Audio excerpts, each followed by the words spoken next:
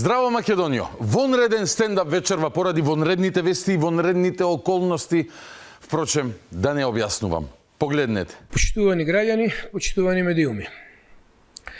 Денеска свикав оваа вонредна пресконференција за конечно и јасно да одговорам на она што ДПМН веќе со денови го пласира во јавноста. Ова е малиот Фрчко, Јон, кој откако во јавноста се појави една слика на која е во поза, во која како да усисава со носот некоја бела прашкаста материја, јавно се повлече од функцијата директор на Центарот за истражување и анализи во СДСМ, за да не бил натовар на партијата. Но Филипче не дозволил тој суштински да се повлече. Како што кажа Фрчковски мали, не ја ни разгледувале неговата оставка, па си остана да си работи он, а сега стана и член на извршниот одбор на СДС. Честитки, вонредно добар избор. Затоа и свика вонредна пресконференција за да објасни нешто што ВМРО со денови го пласирало во јавноста. А тоа е како од позиција на ларва после скандалот денес стана прекрасна пеперутка. Имаме и видео.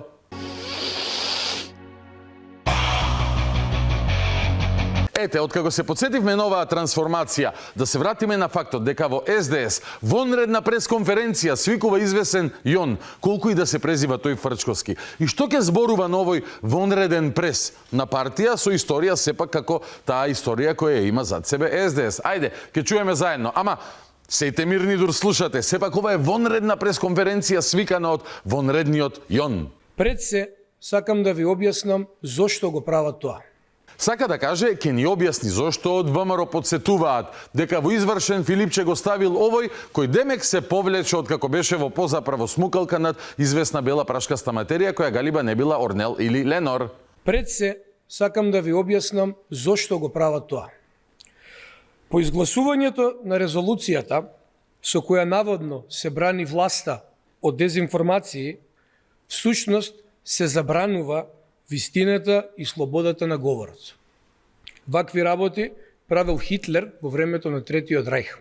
Ајде мајката, ВМРО подсетувале на неговиот скандал со кокаинот затоа што со резолуцијата во која се повикува СДС да не шири паника со непостоечки мигранти, тоа било лимитирање на слободата на говорот. И нешто што го правил Третиот рајх.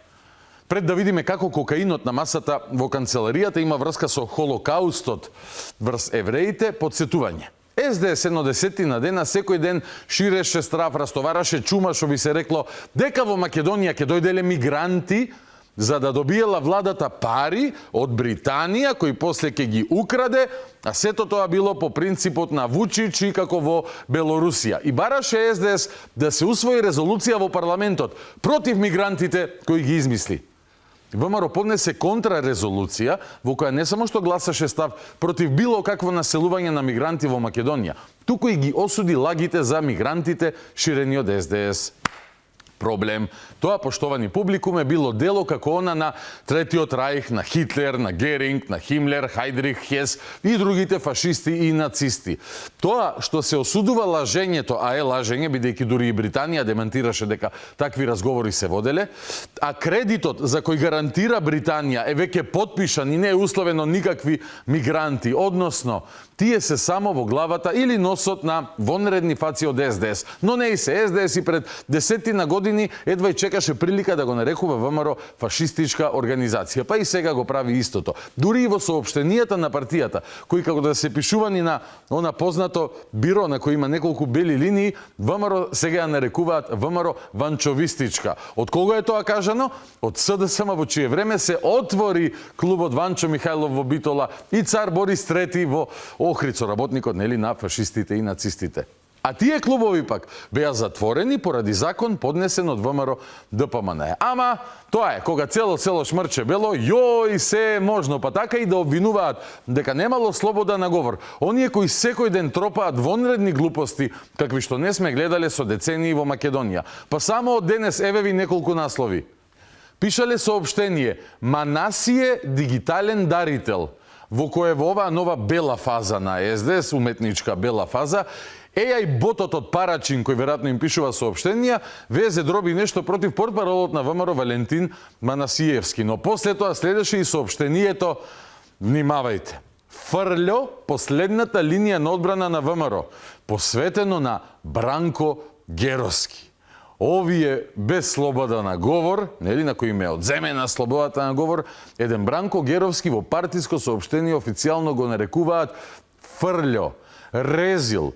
И уште едно од денес евеви. Мицкоски доби нови инструкции од СНС, се мисли на Српска напредна странка, на Вучич нормално, во кој повторно потенциран во оваа нова уметничка бела фаза на авторска креативност од Бихачка и текстови кои си ги пишуваат за самите себе. Поизгледа, многу пати е спомнуван Александар Вучич, Вучич, како соопштенијава да им ги пишува некој обелен српски опозиционер или како Филипче да се спрема да го освои Белград, а не да се соочи со реалноста во која повеќе екс-функционери од СДС му бараат одговорност затоа што на изборите освои малку повеќе гласови од Влен. Ожалостените за слободата на говор, која ја нема, како што има мигранти, нели? И како што го гледаат Вучич на секаде во Македонија. Еден Вучич, еден мигрант, еден Вучич, еден мигрант и нема слобода на говор. Тие решија да одговорат и на едно друго прашање кое се појави во јавноста, а е поврзано со оваа изјава на извесен господин Томо Аврамски. Сад идем у Дубај, тамо нешто радим. И он е таму. Таму се сви. Туе и Заев. Туе е бивши министар, сада лидер СДС. И он е ту. Јас съм баш бил у згради где се купили станова. И поединцима. И ево сад Заев гради у Дубај торен зграда од 42 ката. Озбилни инвестиции, добро 30 милиона пара. Излезе човеков и тврди дека бил во некој облакодер од 42 ката кој го градел Зоран Заев во Дубај и каде Венко, кој веќе признапа дека има златна виза за Дубај, наводно имал стан. И повторно проблем на кој од СДС решија да одговорат во соопштението, одговор на прашањето на ВМРО, дали Зоран Заев гради згради. Супер, ајде да го видиме одговорот. Ме интересира како оваа слобода на говор ја искористија од СДС. И во одговорот се вели: Зоран Заев не бил политички активен 5 години. Неколку реда подолу стои дека Заев е слободен граѓанин на Македонија, никогаш северна, така е СДС. Велат, не разбираме зошто нас не прашувате во СДС за Зоран Заев. Не разбирале. Не било 2016-та, туку била 2026 година, прерано ја преслави, ама нема везе, цело село, весело. Единствено што може да не прашате, велате, колку докази за криминал има СДС и колку години затвор ке лежите поради тоа. Односно СДС одговори, дали Заев гради згради во Дубај и дали Венко има таму стан, со одговорот, не прашувајте дали Заев гради згради во Дубај. Ама ако гради на 42-иот кат, знаеме дека веројатно често ќе има оваа атмосфера на која има еден слободен граѓанин и еден фотограф. На социјалните мрежи доцна синоќа 8 на видеа на кои се гледаат актуелниот претседател на Социјалдемократскиот сојуз Венко Филипче и поранешниот лидер Зоран Заев на забава која неодоливо потсетува на гранде журката на познатиот пејач Харис Џиновиќ во ексклузивниот хотел Хилтон во Дубај на 25 и 26 октомври годинава. Доброупатени извори тврдат дека Заев и Филипче навистина биле заедно во Дубај и не ја пропуштиле ексклузивната прилика да се провеселат на журката на Џиновиќ. Истите извори велат дека Филипче и Заев не биле сами во престолнината на бизнисот на Блискиот Исток. Српските медиуми веќе известија за журката на познатиот пејач во Дубај, нарекувајќи ја дернек каков што не се памети, а влезниците чинеле и по неколку стотици евра. Оваа снимка не е од 2016-та, туку од неодамна, како и онаа со јахтата на која си ga сунчаа коковчето и слободниот граѓанин и неслободниот ВД председник на СМС, односно на Социјал-мигрантскиот сојуз. И во новите органи на партијата пред неколку дена беа испопикани доста кадри поврзани токму со слободниот дубајски ѕидар Зоке Муртинац. Ама СДСМ забранува прашања за Заев. Забранува, окей. Не сме се прашува за Заев, бидејќи не сме биле 2016 година, а кога тие брборат дека Груевски го контролирал ВМРО, денес мислам дека и Србија Груевски ја контролирал според нив, тогаш сме 2016 година. Малку паралелни димензии, ама тоа им го прави третиот рајх во носот. Затоа и им смрди нешто во соопштенијата. Не и се нивна работа. Рече Фрчко Мали како третиот рајх да им забранил да зборуваат за мигрантите кои претходно си ги измислија. И што Фрле Јуниор ке конципира, Венко го презентира на големата говорница. Не мислеа да прашам нешто за мигрантите, ама донесовте резолуција која што е противуставна, со која што забранувате слобода на изразување, слобода на говор, се заканувате со кривични постапки, како времето на Третиот рајх, резолуција, само тоа што ќе каже власта, само тоа е вистината.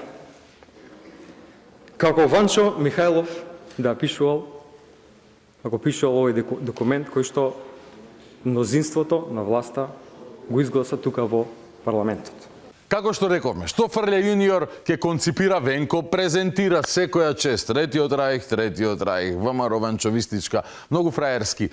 Низ уметничкиот визир во оваа бела фаза, ова може AI да го протолкува и на овој начин.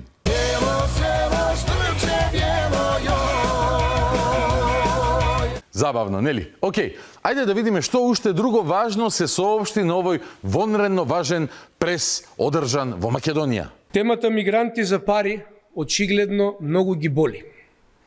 Измислуваат кривични пријави, па дури се закануваат и со апсења по изгласувањето на резолуцијата. Темата мигранти за пари ги болела и ке апселе.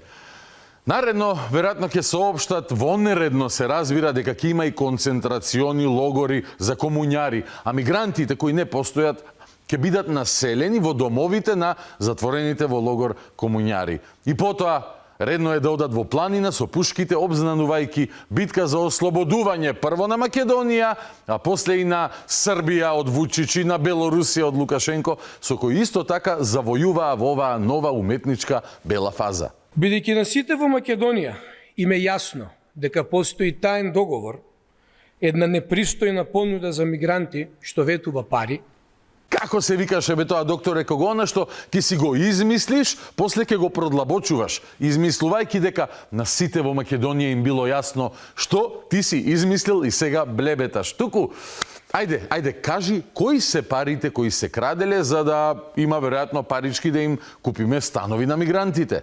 9 милиони евра за друга фирма со 2 вработени лица формирана лани.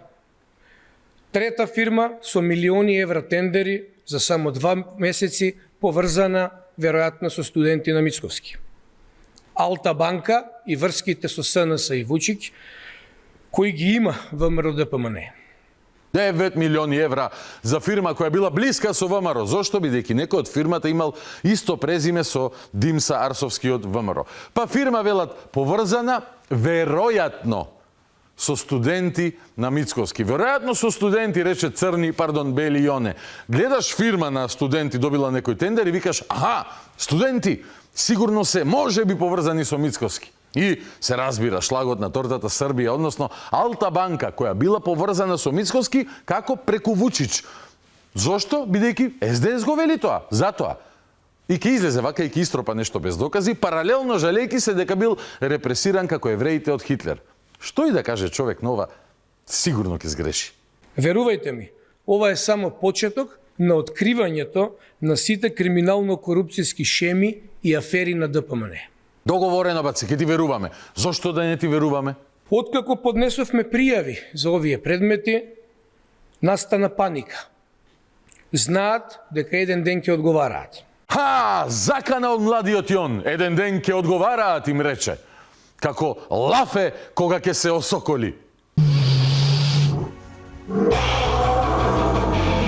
Така е, ајде лаве, продолжи да им ржиш, да ги плашиш ова ВМРО-вциве. Затоа Мицковски брза со реформи во правосудството за целосно да го стави под свој канџи целото судство и обвинителство. Така. Не затоа што е 2% довербата во овие институции, туку за да се сокријат мигрантите по наредба на Вучич кои шмркаат бело маскирани како опозиционери. Ми текна. Инаку, истото обвинителство кое не ни прашало барем од каде е купено брашното кое се користи како гориво за ваквите блескави тези. За тоа обвинителство зборува. Ова е кристално јасно. Ова и децата го гледаат. Децата гледаат дека пишувате соопштенија за некој Манасие, дека го вреѓате Бранко Геровски со фрлјо, дека мислите дека сте во Србија обкружени со мигранти за пари, иако некој ве осуди поради тоа, тоа било акт на Третиот рајх. Патем, и тогаш и сега, изигрувајќи жртви, се едначат пустинскиве со оние кои биле убивани во гасни комори, затоа што некој им рекол, ве осудувам декларативно што го плашите народот со глупости, демантирани дури и од Британија. Ама немаат гајле браќава. Ако проже, проже. Истиот филм од 2015 година од нивна страна. Сето ова е сензационализам со цел да ги прикријат двете главни теми. Мигранти за пари и забраната на слобода на говор со изгласаната резолуција по примерот на декретот од Третиот рајх. Рече да ги прикријат двете главни теми. Мигранти за пари, кои не постојат, и забраната на говор, која исто така не постои, по примерот на декретот на Третиот рајх, кој да е тој декрет на Третиот рајх. Во превод сакаат да кажат, Христијан Мицкоски е нацифашист, а СДС се евреите, нели? И тој ги бута во гасни комори, само вие уште не го гледате тоа, бидејќи мигрантите ви го попречуваат визирот. Исто така, во Третиот рајх, инаку да ви кажам, соработувал и основачот Ади Даслер на компанијата Адидас. Онаа со трите бели линии. И затоа веројатно има и стратегија и акција да ги елиминираме трите бели линии, за да го победиме Третиот рајх, макар со шмркање на истите. И ќе се избориме за конечна победа и на Четвртиот рајх, ако сака. И сега да се вратам на причината поради која ве повикав. Да, стварно, зошто повика вонредна прес-конференција? ДПМН во рамките на својата кампања Дефокус објавува мои фотографии и текстови за мене. Ау, ВМРО дефокусирало преку јакиот Јон. Колку е тој јак да си свикува вонредни пресконференции. Нема појак, луѓе, реално. Оно што е важно да им го објаснам на граѓаните на Македонија е дали знаете кога првично го објавија тоа.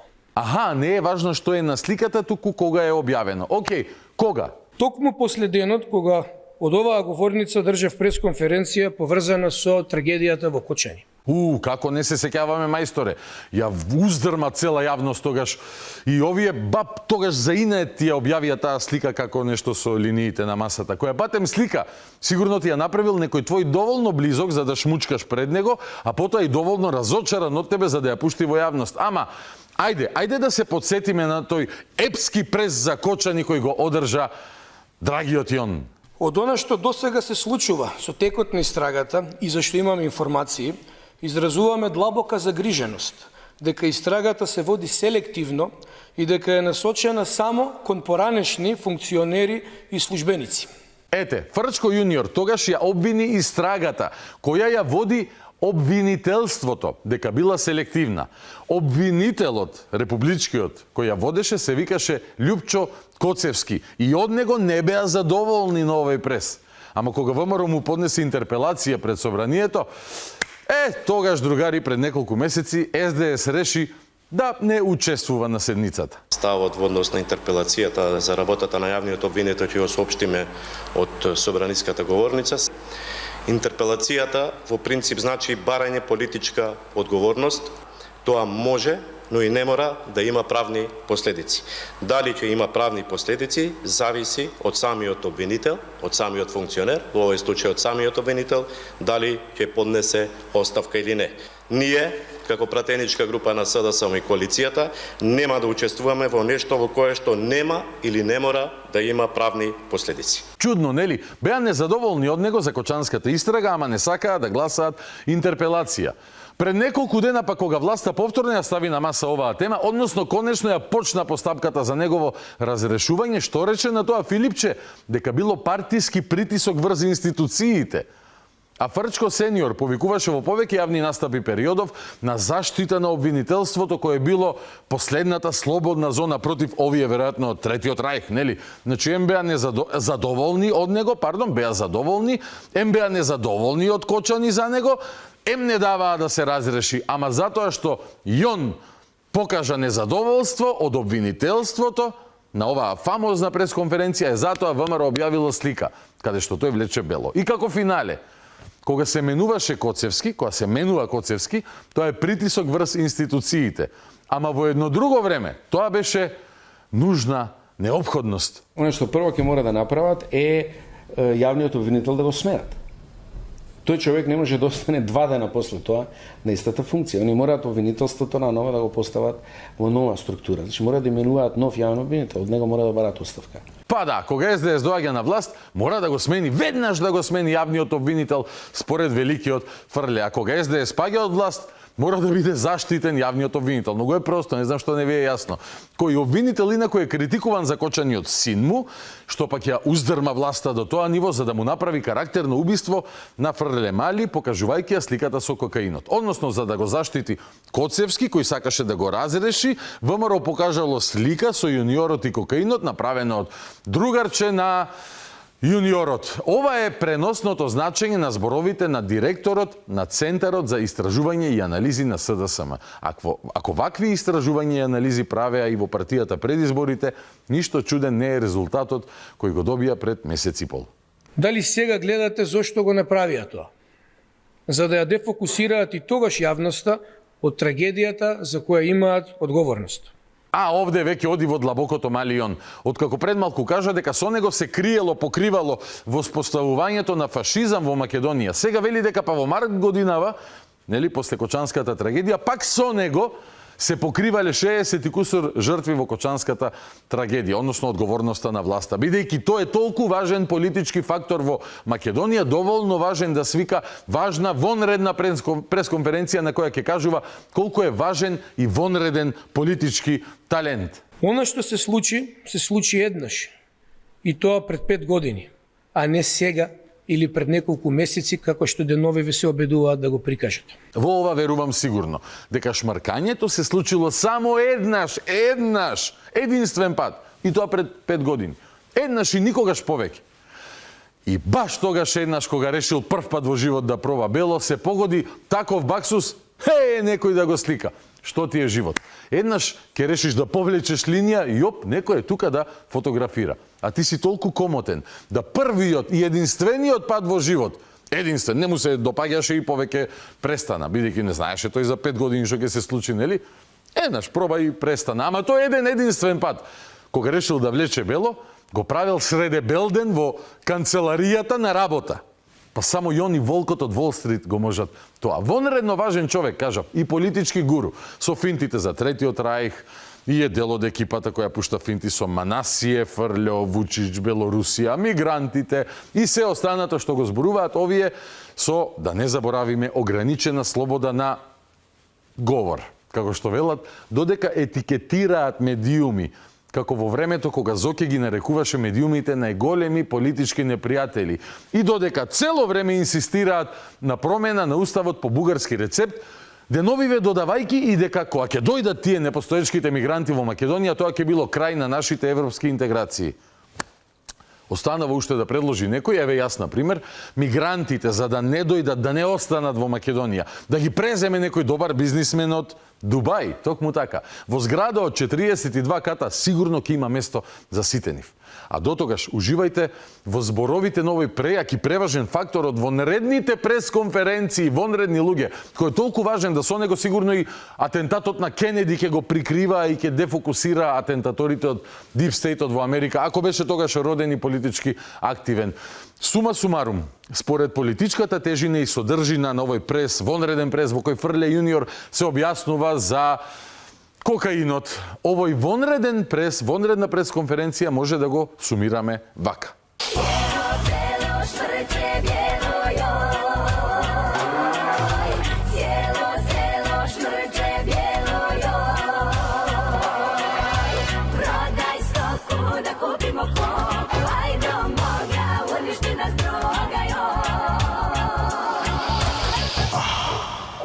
Фала на вниманието во овој вонреден стендап. А сега, реално, пофини разговори. Интервју со еден од оние кои се вратиле од Австралија за да работат во и од Македонија. Некои од вас ги поздравија, некои ги хейтаа. За сето тоа и најважно, зошто го направиле тоа, разговор со Далибор Фртуник. Еден од луѓето заслужни патем за функционирањето на системот Мој термин. Следи разговор кој нема да ве остави рамнодушни и во кој ќе слушнете работи кои веројатно не сте можеле ни да ги замислите. Останете со нас. Започнуваме веднаш.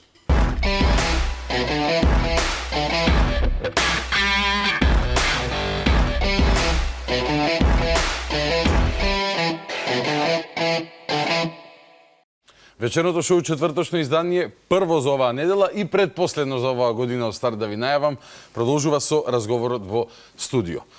Вечера во студиото имам гостин, кој што е за прв пат во оваа емисија. Оправдано му е, бидејќи долги години живеел во Австралија и е еден од луѓето кои што вчера беа во владата на она средба на која присуствуваше и премиерот со луѓе кои што ние користиме еден чуден термин повратници во Македонија, луѓе кои што живееле надворно, решиле да се вратат дома во родната грудка. Меѓу другото еден од авторите, ќе ни каже тој во детали, на Мој термин, системот Мој термин, се вика Далибор Фртуник. Добро вечер и добре дојде. Фала многу, добро вечер. Фала и за поканата да присуствувам на емисијата. Многу ми е драго да разговараме. Види, оправдано ти е досега што не си бил, бидејќи не си бил во можност, ама сега ако ни тргне муабетот, ќе те викам и почесто, да знаеш. Ќе ми биде чест. И еве, полнам дупки образование на најдиректен начин во студио. Така е, нема проблем. Се што ти треба за аклиматизација, го имаме ние и во Алфа и во оваа емисија, со сите информации ќе те наполнам, но вечерва сме тука ти да не наполниш нас сите нас со информации. Прво сакам едно кратко био пред да го поставам клучното прашање, добро Далибор, зошто се врати во Македонија? Нели, а тоа прашање сигурно си го поставува дел од јавноста, дел од јавноста исто така со подбив ги коментираше и коментарите на премиерот вчера дека каде и да одиш надвор ке си странец, дома грудката си тежи на местото и така натака. Моето мислење, секој со собственото доживување, на пример, јас се согласувам со тоа, некој не се согласува, еден децит, нели. Не мора со се да се подбиваме, но Боже мој, ти си тука и сега ќе разговараме за твојот животен пат како еден од примерите во рамки на таа желба и на Македонија, верувам и на сите држави, тоа успешни млади луѓе да си се вратат дома, ако може да функционираат тука, да си го градат животот, да си прават бизниси тука, да отвараат работни места, ама да си бидат свој на своето. Далибор, ти си роден во Македонија, така? Да, во Скопје. Во Скопје. 86-та година, јас и ти сме генерација. Кога заминувате семејно, така, за Австралија? У 1990-та. Моите беа, како да кажам, со стручни дипломи. Австралија во тој момент имаше едно правило за миграција. Ако ти пише дипломата било што и ако ти пише пасошот Југославија, добро дојде, еве маса за вас у ресторан, welcome, и така отидовме. Идејата и концептот, како што ги сватив моите потака, беше авантура. Млад пар, стручен, добри можности во Австралија тоа време, државата фалеше многу стручен кадар у 90-ти години. И демек, ајде таму и се враќаме во Југославија за некоја година. За некоја година не постоеше Југославија и останавме таму. Интересно, да, но и вистинито. Ова со квалитетот на образование и дипломи, интересно што го спомна, баш вчера имав разговор со еден мој поранешен професор на архитектонскиот факултет, професор доктор Тихомир Стојков, го поздравувам во оваа прилика. Наредната година и тој вети дека ќе дојде и ќе гостува, ќе зборува за своите искуства, но и тој има многу слично искуство. Во Австралија на полустудиска посета, кажам, семејно на кратко време. И кога виделе диплома инженер од Македонија, тогаш магистер кој што во моментот спрема докторска, малтене со малку напор сите врати во неголемите проектантски компании во Австралија му биле отворени, бидејќи многу се ценел квалитетот на образование од бившата југа, односно и од тој источниот блок. 4 години, така имаш кога се селите 4-4,5 години во Австралија, малтене ти се што помниш од твојата младост, предпоставуваме врзано само со Австралија. Да, прв пат се вративме у 96-та. Брат ми беше роден таа година и се вративме да се видиме со роднини и да го крстиме. На кратко, кратка посета. Не ни памтам, тоа ми е магла, детски мемори. Спомен имам некој, ама многу така маглести. Таму живеете во Сиднеј? Да, во Сиднеј целото време. обкружени со луѓе од Македонија, од балкански Не, простори? така случајно испадна. Моите најдоа преубава населба која одговараше на работата и на татко ми и на мајка ми, кога се иселивме таму и генерално живеевме блиску до еден национален парк, кога зборат дека Австралија е преполнето со отровни животни и сето тоа. Дека 9 од 10 најотровни живеат. Да, види, сега не е реално така, змии не идат по улици, мада у наша населба идеа по улици, пошто бевме до националниот парк, ама еве, ја лична приказна сум, 2 пати имам гризнато, не, најотровниот паук, тој редбек. Стварно? И еве, тука сум, така да не е нешто страшно. Не е пријатно да се разбереме, ама не е до толку страшно. Не е тој дека момент. умираш за 30 секунди. Да. И да, ја растев таку населба у шума, ама тоа е еден момент што еве ќе се доврземе и после, ама морам да го спомнам вака успат. Ја дел од мој живот сум растел у кола. Пошто у Австралија генерално све е возење, возиш ваму, возиш таму, car culture, нели го викаат, у Америка исто е и во многу земји. И тоа е нешто што еве тука дојдовме годинава као трајно, ама често доаѓам и морам да ви пренесам ова искуство на гледачите. Супер. Седиме у сообраќај, идеме од у Козле сме во моментов сместени, на кај центар и утринско нели гужва, значи сообраќај кола до кола и гледам така фрустрирано возење, движење, некој ќе свири. Мене солзи радост ми течат, пошто место 5 минути, 10 минути, а у Сидне ми беше комјут саат и кусор, а живеевме блиску до град. Така да, не знаете колку време тоа ви е назад у животот. Солзи радосници. Да. Но во суштина, да, тоа е така, на крајен денот, веројатно најскапото нешто на свете времето, бидејќи времето не може да го вратиш или да го надокнадиш. Интересно ми е, сакам низ разговоров да правиме споредби на повеќе аспекти на живеењето таму и тука, во смисол на квалитет, добар или лош, подобар или полош, и што е она, да дојдеме до поентата, зошто се одлучуваш ти на ваков чекор, сега си ти семеен човек, така? Да. Си татко на 2 кирки. Да, 2 кирки, живи и здрави.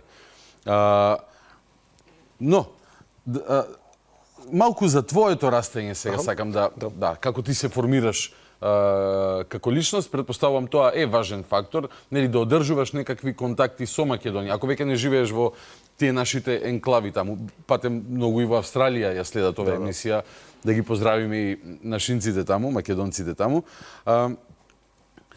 Како изгледа твоето растење таму, снаоѓање низ системот? Те гледаат ли како странец или не, или тебе ти е малтене како мајчин јазик англискиот? Како изгледаше тоа да се образуваш да растеш во Австралија? Имам многу на тема да ти раскажам. Значи, ја не сум незадоволна од растењето таму. Морам да кажам. Сматрам дека у денешен ден е нијанса полошо од ја што искусив. Од што сум видел, образованието не беше окей, но моето најбитно образование дојде од дома. На тема јазик зборев македонски со мајка ми, теоретски, српски со татко ми, пошто таа помисла у југа се враќаме, мора да го знаеш југословенскиот јазик. Затоа те тренираше, те учеше. И да има дете уште едно јазик. Тоа е многу добар принцип и на сите ги советувам, ако некој знае јазик, дома збори понекад со децата, тоа е богатство. Исто правиме со нашиве. Енглиски нормално во општеството и успат некои јазици у школа. Јас со сопругата на англиски зборуваме кога не сакаме да не разберат. Моите се 5 и 3, ами се почнуваат и да разбираат. Тоа и се ќе мора да учиме нов јазик. Така е. За да имаме тајна комуникација. Есперанто пак ќе се врати чисто да може родители, ама и таму ќе не провалат, не, ги гледам младите генерации и со девајс све се учи, така да него ја имав многу добро детство. Најмногу благодарејќи на моите сматрам дека имав одлични родители, све проба за да имам добар, убав живот, прилики да учам нови работи. Ја имав многу болести као дете и уз тоа успеавме да имам и спорт, што можев да правам. Сега сум поздрав од што бев као дете. Чудно малку да го кажам така, ама тоа... Ти си изградил имунитетот, добро. Изгледа, да. И the hard way, ама... Плуќе имав оштетена од болести и такви работи. Со бронхити и ти си растал? Да. Исто и овдека, да. Така да. Таква генерација сме може. Изгледа, да, Чернобил татко имаше. Чернобил, да. Не знам дали е реално, ама зошто да. Мене ме криеле во подрум. Тоа е... Јас сум роден месец дена пред Чернобил, 18 март. Поете, ја тука малку покасно, ама бевме нели у Меше у тоа време најпроблематично. Така да, растењето беше добро. Многу време поминав по пат, го правев домашното во автобус. Клацкање. Колку ти беше од школа. далеку школото? Па 2 автобуси, саат време по повеќе патува секој ден. Минуваше 2 автобуси, секој ден патуваше саат и кусур. Да идем у подобро школа од тоа што беше локално пристапно кај што живеев. А сепак локално живеевте во пристојна населба, така близко до национален парк, Населбата прекрасна. добро ситуирани, така. Дрва, све. Но за да учиш во подобро школо, нели, патуваш саат време, односно 2 сати во денот. Тука на крај најдовме и корисото, средно бев уште подалеку, исто со 2 автобуси. И за средното, со татко ми идев на школа. Он ме возеше. И тука ми беше критичното време со родител што мора да помине дете. Така да наоѓаш начини таму. Блиско со родителот да градиш, дури се возите во кола. Тоа е приликата, ама ја одлучив за мои деца да не биде така. Блискост многу убаво ќе си направиме дома, у парк, у кафана, место у кола. Твоите родители кога ќе завршат со работниот ден, предпоставувам од 8 до 4, од 9 до 5, не знам како. Така. Да. После тоа патуваа ли па тие многу од работа до дома? Смисол, имаа ли време за тебе и за брат ти доволно или тоа е нешто што ти не достигало? Имаш у тоа место, ама мораш да го планираш. И тоа е тоа што ми сметаше таму и тука многу сега овој период ми прија. Све е со планирање, ама како ќе си ја наредиш неделата, месецот. Се слушаш со пријатели, се договараме за месец дена ресторан. За месец ден. Тука, значи, некој ќе ти јави за кафе и генерално имаш време, не е толку тешко. Со мајка ми седевме, тука беше сомалите да се гушка, она уште живее таму. И сомалите седевме еден ден и 3 пати имавме излезено тој ден. Ја имавме ручек, мајка и син, бевме со децата и со мојата сопруга излезени и пак вечерно негде седнавме со постарата кирка и вика, бе, Далибор, многу е долг денот у Скопје, со позитивна смисла, многу може да што не окапуваш на пат. Тоа е. И не дека таму не можеш да го наредиш. Кога се преселивме од таа шумска населба, мајка ми имаше работа доста близко, 15 минути. Тоа не е предолго. Еве, у Скопје 15, у Скопје можеш и саат да поминеш, не дека не. Зависи кај идеш. И колку сообраќај има. Татко има малку повеќе, можда 20 минути, ама со тек на времето и кариерен развој, нејзината работа отиде подалеку, па пак подалеку, татко ми исто, и пак го поврзуваш. Моето средно беше успат до град од кај што живеевме, таму татко ми работеше и тоа беше природно. Ме остава у средно, си продолжува. Да. Едно време, пошто он рано мораше да иде на работа тој период, едно време ме вика овој ректор, како се вика, vice principal го вика таму, така нешто. На средното? У средното, ме вика у канцеларија, вика, Далибор, малку незгодно прашање, ама еве, демек тинеџер си разбираш веќе, дали имате проблеми дома? Викам, не веш узбориш. Па секој ден вика те гледам тука у 7:30. Да му викам, татко ми остави, си читам, си учам, рано се будам со него и тоа ми е времето. Не ке ја да пропуштам тоа време со татко ми. И он не ке со мене да пропушти. Многу важно. И сега тоа ми е мојот, замисли, седиш со распоред на неделата, секој минут да го планираш, пошто патувањето е фактор од твој живот. Тоа ми смета. Се врзуваш според неопходноста, неопходно е да стигнеш од точка А до точка Б, од дома до работа и назад. И животот го димензионираш од тој аспект. Добро, другите аспекти на живењето таму, например, сте дошле твоите родители со дипломи кои што биле високо ценети во таа земја, ти во потрага по подобро образование, жртвата е да мора да патуваш подалеку. Да. Се плаќало, не се плаќало, тоа ме интересира, или бесплатно било образованието? Колку си задоволен од тоа што го учеше таму, колку дома мораше твоите и дали имаше време да те дооформуваат како личност покрај со јазиците и со, не знам, факти, историја на Македонија или нешто, нека close ties, нека блиски врски да одржува со нашата култура тука? Види, short answer, не се плаќа, ама можеш да платиш. Значи, ја бев у државни школи, ама има таму еден систем, со некои државни школи можеш да положиш испит да влезеш, као за повисоко образование. Тоа е тоа што го поминав и морав да патувам да идам на тоа место, за средно. Факултет е друго, нормално. Имавме време и го наоѓавме времето и стално организиравме така семејно да излеземе. Не дека немаше време, ама ја осеќам ја многу разликата. И ке кажеш помалку време имам сега, пошто имам и бизнес и терам, И деца. се осеќам дека повеќе време имам јас со моите деца, од што имам моите со мене. Не дека беше лошо, Да, разбирам. ама ми значи многу Quality тоа. time имаш. Тоа е. А за таму има и систем на приватно образование, што се плаќа ужасно скапо и искрено не ми се допаѓа како тоа е увртено таму. Таму има еден систем на ги викаат single sex schools, школи кај што само еден пол иде. Ја бев у машко средно. Зошто така? Па тоа е некој бизарен стар енглески систем, тоа е Нереформиран тотално дури и во модерна Австралија. тотално ненормално, не е нормално асоцијално е, мислам, не е- Да. И прават шеми, школото машко ќе се договори со некое женско. А не е верско, извини, не е некој христијан. Има и такви. Има, но Ама не, има. Ја моето не беше верско. Само машки, крај. И многу бизарно, многу лошо според мене. Фала Богу, преку моите и понормални социјални моменти, сметрам дека има понормален така подигнување и идење у Македонија. Значи, тоа е другото. Таму, иако расте вака дете, прво не беше доволно достапна населбата, ја да излезам навечер, беше реално невозможно. И ја покасно у живот почнав да излегувам, да имам нормален социјален живот. Поради густината поради урбанизмот во Така. населбата, значи немаш блиски комши или немаш трговски центар во близина кафичи. Све low density растеретено и Така. Како село од разбиен тип кај нас. Една баш куќа така. вамо, една таму. Ама со возење, пола сат до другарми, 45 минути до другиот најблизок другар и така натаму. Нема она на комшијата да тропнеш на врата или карши не знам во зграда да си игра. Едвај имавме улица, што би рекле, ја и двајца другарчиња што возевме точаци. Добро. Толку, барем нешто. Да, барем нешто. Ама у денешен ден тоа е уште поослабено. Зависи каде. Некои луѓе си го прават. Си наоѓаат некако со друштво да живеат, ама Добро се, не е лесно. твојата приказна. Да, ама мислам дека тоа што ја го искусив, многу од тоа веќе нема таму. И све помалку го има како што се развива местото, општеството, економијата, многу е набиено. Ја кога растев Сиднеј имаше 2 милион жители. Сега се скоро 6. Можда и повеќе ако броиш така пошироката околните градови. Не е, инфраструктурата е подобрена, нијанса, ама нема човек у Сиднеј кој не се жали за сообраќај.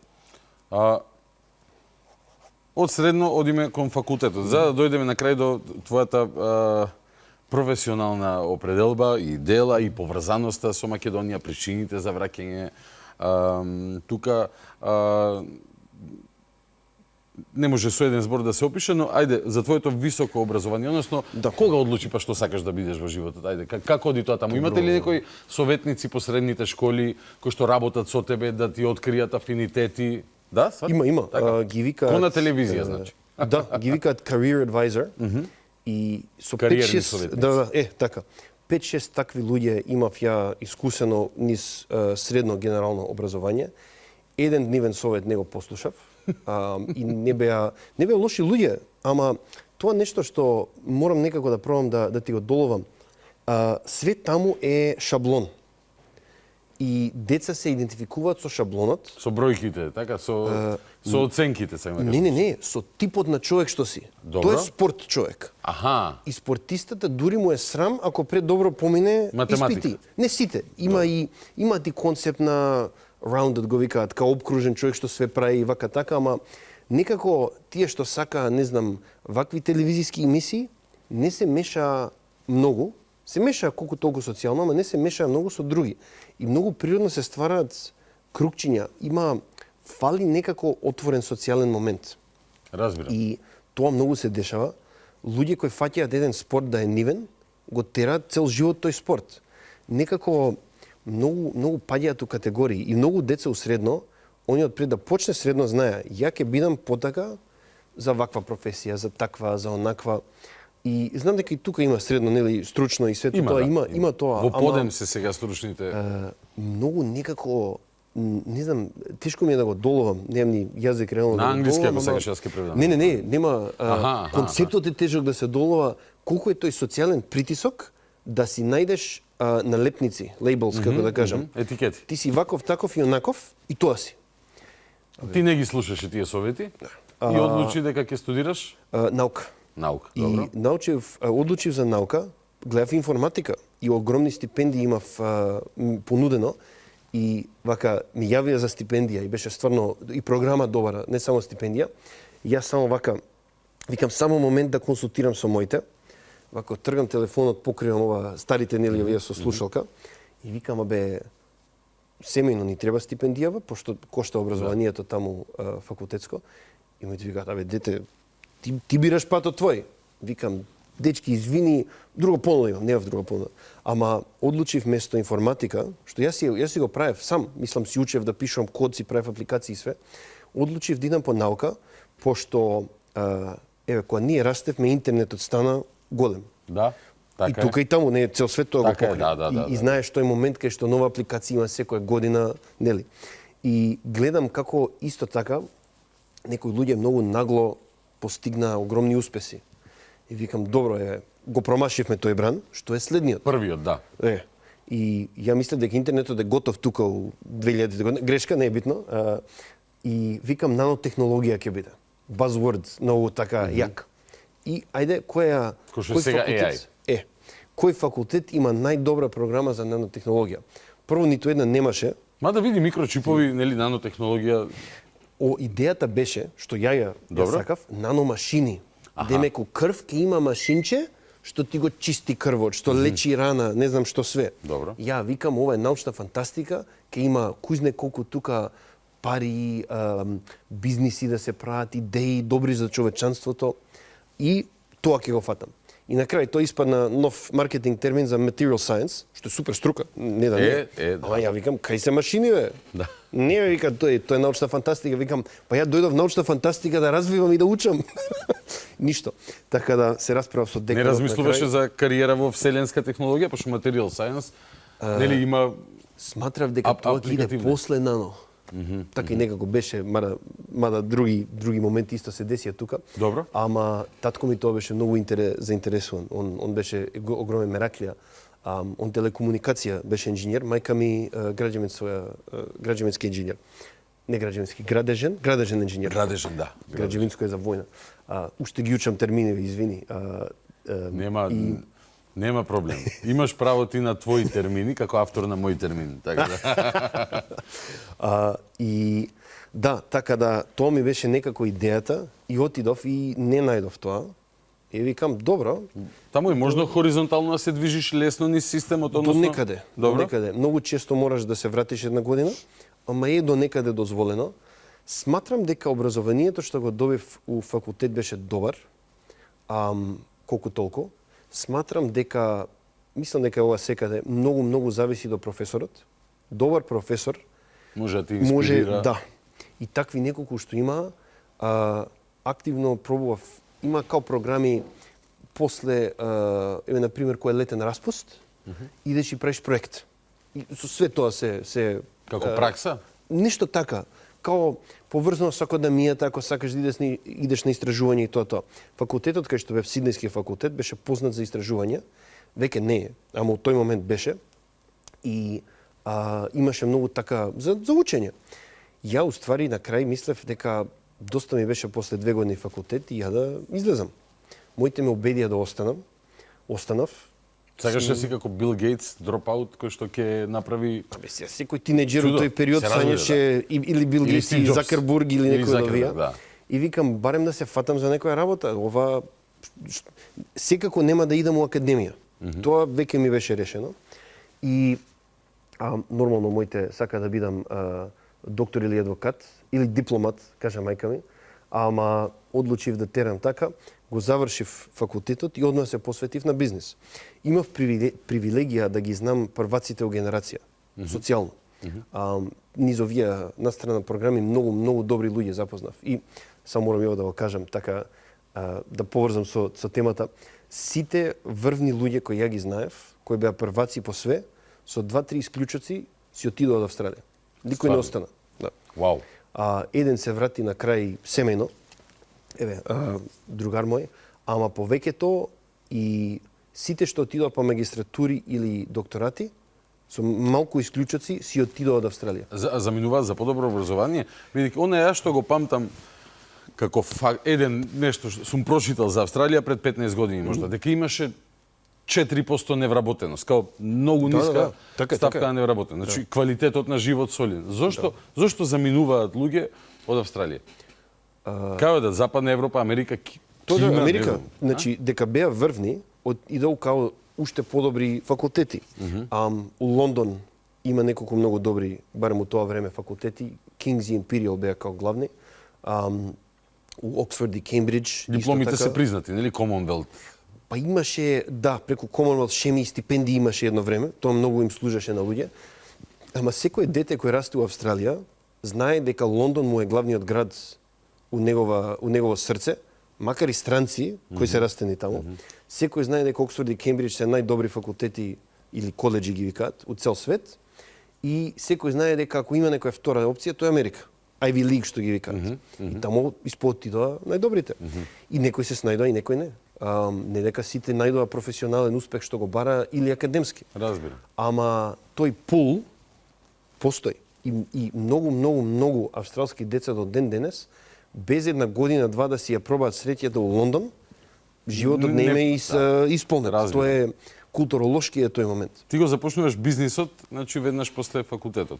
Како доаѓаме до тоа да паралелно, нели, ти викаш си учиш и само од средно уште кодирање, програмирање, со што почна да се занимаваш и како изгледа да градиш бизнис во Австралија? За после да споредиме со Македонија. Да, интересно прашање. Значи, мислам дека секој почеток на бизнис е своја патека. Не можеш конзистентно, освен, не знам, некои струки или занаети, се знае како ќе почнеш, ама сепак секој таков бизнис е своја приказна. Барем ја така што сум видел. Ја викам, ги знам најпаметниве деца во факултетов и гледам дека тоа што го учиме, сепак у тоа време факултетот беше доста врвен, опаднате глобално, уште има добра репутација. Имам неколку другари сега професори таму, викаат многу е опаднато, сами се жалат. Многу луѓе се жалат за Австралија, не знам дали тоа го кажав, да поврзам на као генерална оцена не, ама и да, интересно. Таму што се дешава и викам дај да направиме консултантски услуги за пазарот, поврзани евентуално со софтвер, пошто видов дека многу работи се менја у софтверот тоа време. Ја од своја лично искуство. Ова е која 2007, 8, 9? 2000 тука негде 2008, 9. Така. И почнувам као мал консалтинг бизнис и добро тргна тоа колку толку. Се покажувавме, наоѓавме муштери, тука учев малку и за продажба. И имав почеток преку познаници на татко ми со по грант work, да кажам. После си наоѓав и своји муштери. Имавме на семејна фирма која татко ми имаше основано еден период кој беше меѓу работни места, баш вака да прави консалтинг. Ја ја реактивирав и после го влековме и татко ми и после тоа и мајка ми. Се мајка ми уште работи со нас, татко ми за жал е починат. И тоа некако е почетокот. Наоѓавме повеќе муштери и проекти. Генерално некоја јака идеја со софтвер да се пушти. Околу 2012 сплет на околности, татко имаше неколку здравствени проблеми. Ја бев главен да го влечам под лекари. И ја бев шокиран колку тоа неефикасно работеше тоа време. Не дека е нешто променето, само FYI. За Австралија зборуваме? Австралија. Значи, све е со факс. Мој термин потекнува како инспирација за Австралија да се оправа? Не, ќе стигнам. Аха, добро, извини. Окей. Станува интересно. Да. Значи, татко ми идеме под лекари, месец дена со тој специјалист, 2 месеци со тој, 4-5 еден нуди и викам, што правиме тука? Го снајдовме, со кичма имаше проблеми, не е битно. И доаѓам ја у Македонија, у 2012 година, и викам, ја едва и чекам пак да си ја шетам Европа, 3 дена ќе останам у Македонија. Да видам роднините мои најблиски. И си терам низ Европа. Дедо, тоа и си терам. И доаѓам и седам, се запознавам со братучети и братучетки кои не ги знаев блиску долго време. Значи, толку уживав, не ќе да си одам. 3 недели останав и сакав уште, ама веќе стварно морав агендава да ја пуштам. И со други другари и другарки по Европа треба да се видам. И на последниот ден, еден близок другар мој ми вика, бе, Далибор, дојди запознај го еден дечко Драган Шахпаски, многу ќе ти се допадне, така, и он предприемач, интересен човек. Идам го запознавам, мала канцеларија тогаш, и како да кажам, многу добро се најдовме и у разговорот, и у идеи, како размислуваме. И тука, уствари, мој термин веќе постои. Заедно го доградивме со некои идеи. Тука учествува и многу стручни луѓе од Министерство у Македонија. Ова е, како да ти кажам, заедничка некаква момент, главните технички иновации и сите многу јаки технички моменти целосно заслуга на Драган. Човекот е генијан невиден. Не знам колку смеам вака да зборам пред камери, ама Слободно. се промовираме вака индиректно. Слободно, зошто не? Јас за Драган мислам дека е редок талент на глобално ниво. Имам чест да работам со тој човек. И тука мој термин се креира. И како почна разговорот, пошто веќе нешто беше направено, ама се догаѓа Некоја иницијална идеја постоеше. Веќе беше дел во функција, ама дополнивме многу работи после идеи меѓу вамо и таму. Добро. Ја изфрустриран со тоа искуство со татко ми, гледа на екран нешто ологија, бев да ги посетам у канцеларија, ологија. И само имење на специјалности, сватив кирилица колку толку знае в тоа време, сега се малку дообразував. Добро. И го гледам, викам на еден дечко таму седеше, викам, абе, што е ова? Вика, работиме на као еден тука државен електронски здравствен систем. Гледам кои специјалности се и дали нешто кочи у системот. Можеш, you can't just drop that on the table. Без контекст. Ова е фасинантно. Идам со Драган и ми објасни. Јас седам вака. И викаш, вау. Идеите и желбата од тогашното министерство да се почне ова е шок. Никола Тодоров беше. Да, Никола Тодоров беше. И викаш дека е шокантно позитивна. Да. Таква иницијатива на хартија постои у многу држави. Реализација нула или минус. Значи, на годишно Австралија има таков од скоро исто време. Го викаат My Health Record. На годишно ниво за цела Австралија, 27 милиони жители, 28 колку се сега, помалку извештаи се внесуваат од тој картон, од Македонија месечно. Чува се стотици пати недостаток, тука е малте некомплетен системот. Таму 1-2% дали влегува у тоа. Зошто? Неколку фактори, според мене, сум го анализирал ова многу и стварно немам решение. Имаме предност како мала држава, иновации брзо да се десат. Друго, Да, тоа е предност. има тоа. Кога има желба, волја и затоа кога гледам некои проблеми што имаме тука, сматрам дека со прав фокус и со пари, што сепак у оваа економија фалат, многу брзо се решаваат проблемите. Таму парите кода контраефект имаат. Секој иде Има пари, ама робусен механизам. Значи, тука мој термин, не ни знам тогаш првите тендери колку беа, ама ова се смешни ниски суми пари. Во Австралија над милиарда австралски долари е фрлен на овој систем што не функционира и сега ќе го менјат.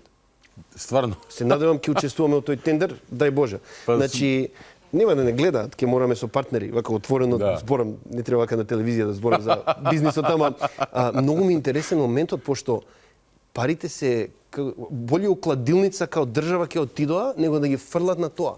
Тоа е брука, подмачкана, некако стабилизирана, ама нема жив човек задоволен со тој систем. И сега го менјат, има добри иницијативи таму. Не само се жалам за Австралија. Реално добро е местото. Ама многу проблеми има со животот таму, кои мене у моментов стварно не ми пријат и мислам дека на многу луѓе не им пријат. Иначе, да се вратам на темата. Добро. И мој термин е почнат, пуштен, дограден во тек на годините и ми кажа зашто тоа така се десило. Значи, мала држава со добра иницијатива многу може да се постигне, ако има и кој да го изведе. Технички, такво нешто ќе паднеше милион пати да не беше генијата на Драган и начинот што тоа е направен. У 2016-17 тука негде, беше да презентира како дел од позадната технологија направена на една конференција у Франција. И луѓево на конференцијава за податочни бази, Тоа се вика бекенд. Бекенд, да, датабейс. Му доаѓаат, викаат, абе, колеги, ова е научна фантастика. Конечно си ја најдов научната фантастика у кариерниот развој. Ете така. И стварно сматрам дека на тоа ниво сме на светско ниво и ова го имам кажано од многу фирми кои ни биле соработници и муштери. Тоа што го правиме, благодарејќи на тоа техничко лидерство, е феноменално. Јас сум за продажба. Тој дел јас отворено кажувам, освен некои идеи што ќе уфрлам за како концепти да бидат у софтверот, како корисници го гледаат, тука најмногу јас придонесувам. Ама техничкиот дел е излезен од Драган, од екипата тука, што во тек на годините ни се приближиле. Значи, И ти си како архитект, а градежниот инженер ја прави пресметката, нели, ги реализира твоите идеи. Јас сум тој што седи у кафана после 3 раки и вика 100 кати да има кулата. Да. Ја за тоа сум најмногу ималку визија и продажба. Тоа е тука главно Тука е твојот благодарејќи- асет главен, да. Па и интернационалното искуство многу значи. Сум живел у неколку места, бизнисот го ширев по цел свет пред ова партнерство и евентуално фирма да се отвори. Ама колегите кои учествувале на ова, и да не ги спомнам сега по име, како да ти кажам, гениалци имаме во фирмата од овој систем тука излезени. И такви гениалци, ја ги знаев прваците у мојот факултет. Тие најдобрите што ги Да. спомнаш, што иделе на Оксфорд, Кембридж, Тие Айви Лиг. многу ги ценам и се надевам нема ова да го гледаат со превод. Треба вода да им носат на тие тука деца што као деца почна. Скоро секој наша Вау. фирма као практикант почна тука. Значи, IT гениалци има во Македонија постојат луѓе кои што се IT гениалци. И инженери, секакви. Дали е до храната што ја јадеме или е до образованието или е комбинација на се. Воздухот веројатно не учествува тука премногу, но има потенцијал. Сметаш ли дека IT индустријата може да биде уште поголем, многу посериозен извозен продукт за Македонија или тоа на друг начин да се организира тука некој research and development центри да има или не знам какви села за номади од цел свет да станеме IT центар? Многу. Види, официјален одговор ми е не, никој да не доаѓа у Македонија, да не ми го зима кадрот. Ама вака отворено кога збориме, не, види, Македонија има многу талент. Јас тоа беше една од причините што дојдов тука. Не сматрам дека луѓето во Австралија се полоши. Сматрам дека дел од образованието е укочено, дел од образованието е како да кажам, некако застарено и дека таа шаблонизација... Да повторам, за Австралија зборуваш. Да. И Нов Зеланд е исто. Блиску се, многу сме патувале, го гледам истото. Некако не излегуваат луѓе со доволно храброст и желба на велико да се доградуваат професионално. Тоа го видов тука. Многу луѓе бараат кај у кариерата ќе продолжат да учат, а не дека тоа не ни го кампањира во Австралија. Овде во Да, Македонија бараат кај да Да. продолжат да се надоградуваат. Знам дека у нашата екипа дел од тематиката е тука дојдов и да се развијам професионално и да учам од тие кои се развиле тука професионално. Сите наши тим лидери, освен еден, од практикант почна. Ја не бев свесен за ова до пред некоја година, сватив што се дешава, викам ова е многу добро. И се трудиме така да продолжи со кариерен развој. Мислам дека многу фирми има што се спремни такви работи да прават, ама да ја дополнам темава на што има тука. Веќе Македонија не е ефтина работна рака. Ако имаме еден огромен Маркетинг... маркетинг... работат на аутсорс, нели? Може да работи за Америка, за Австралија, за било каде. Така. Ако те плаќаш швајцарец од 5000 евра месечно, тука не може за 1200 да работиш, така? Така е, самиот пазар се регулира, ама има еден многу интересен момент, јас со годинево го зборам, имаме една суштинска маркетинг грешка во Македонија. Слушам. Тука кога кажува некој плата, е нето после данок. И тие партиципации, здравство, пензија што плаќа фирмата. Да. Во било која друга земја у светот Е бруто без... се збори и месечно тука збориш стално. Да. Таму само се збори годишно бруто, тука нето, таму бруто. Годишно бруто. Ако е тука нето 3, бруто ти е 5,5, годишно 7000. Ќе си ја направиш равенката, ама емоционалниот момент на нули. Маркетинг, така е во право си. Лоши сме во маркетинг благодарејќи на децени комунизам, кај што маркетинг не беше до толку потребен. Поискрени сме. Тоа е добро. Стварно сме поискрени.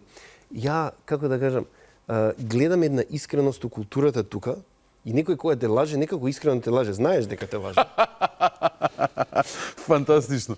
Дали со работните навики немаше проблем? Во смисол, окей, јас разбирам дека одреден процент од популацијата секаде се луѓе со лидерски капацитети и способности и луѓе кои што потрага по среќа ја прават со помош на многу работа и следење на сонот и имаат успех. Но генерално ајде малку за стереотипите да зборуваме. Кога живееш во Австралија, какви стереотипи слушаше пример за Балканот, за Југославија, за Македонија, покрај нели доаѓаш што дошле твоите со диплома од Југославија биле високо ценети, но сигурно некои стереотипи постоеле. Може би и тебе те гледали, иако си таму од 4-5 години, низ призма на некои стереотипи. И дали нешто се промени кога почна да го осознаваш теренот тука и што носеш од тука назад кога ќе се вратиш? Ова е многу добро прашање и баш нешто што не стигнавме преска да го кажуваме. Ја цел живот се осеќав таму како аутсайдер. Не знам како да го преведам тоа. Надворешен. Разбирам. Не дел од културата. И не ми сметаше до толку, изгледа таков карактер сум, ама беше интересно као дете, прво име што завршуваше со ич, ов или ски на телевизија, кој не беше воен криминалец, беше овој, Новак Џоковиќ. Ноле. Значи, После стана криминалец и тој. изгледа, ама значи Во Австралија со ковид за Да, оние да, кои да, што да. не се сеќаваат на Ја- Австралија Опен кога го и ѓавеа. сите го руга и беше тотално некоректно според мене, пошто му кажа едни правила, му аплицира други, Да. само да неке да се Така е. такмичи со нивните. Секоја Искрено, чест за неговиот став тогаш. мислам дека многу дипломатски и така над тоа изигра. Да. Над така ситуацијата, баш така. И Но така генерално требаше. стереотипи имало во Австралија дека ич оф ски се луѓе кои што се Само бават тоа е на телевизија. Хаг почна, војна во Југославија. Ја таму, моите многу ме штите од тоа кога бев најмал и мислам дека тоа добро го направија, пошто дете не може тоа да разбере и мислам дека тоа е као од војните. да, мислам дека има товар у Балканов уште од тоа све што се деси тоа време Како не? кој уште го надминуваме. Еве, ти беше тука. Така е, Ќе кажеш како тој период беше осет. Ја не го осетив до некаде 98-ма. Тука долно изгледа старбе и плюс телевизија повеќе гледав. Ја бев у книгите као дете, учењето, малку спорт, освен овие повреди што ги имав. Ама кога сватив што се дешава, нели, тоа не е лесно за никој. Јас сум најспасен, таму израснав. Не видов ни економска криза во мојот живот, ни ништо. И како да кажам, ми е се осеќам многу среќен во животот што бев заштитен од тоа. Од друга страна, ја не гледам моја гледна точка. У Балканов пак ризик на глупости. Некако, еве, у цел свет почнува нови војни жаришта. Некако Јас искрено тука не. свативме, ајде не биде тоа пак. Да И одмориме малку од глупост. Време, мојот вице, да не остаат пак уште 40 години без војни, не бетон, мермер ки има и ки извозуваме воздух во европски држави. Али добро Без кажа, само да нема не пак војна. остават без, да не остават без. А кажи ми, so many questions, so little Да, time. само да го дополнам за културата. Ајде. Значи, не ми беше непријатно Австралија као аутсайдер и не бе стереотипот дека Балкан е неразвиено, корупција, такви Добро. некои моменти, ама друг е уствари моментот, барем тие години. Сега повеќе се знае за Балкан као место. У секоја мапа, нели у школа учиш за светот, географија, историја, има мапа на светот. У секоја мапа можна, Југославија беше сива. Непозната територија. Неоткриена територија. Unknown. И уствари, тоа е најинтересното. Некако луѓе од Балкан и со потекло од Балкан таму се невидливи, а се според попис над 7% од население. Зборам за, мислам, како го направив сам бројкава, заборев дали и прва или втора генерација сматрав. А пратеници, политички фигури, скоро ниеден.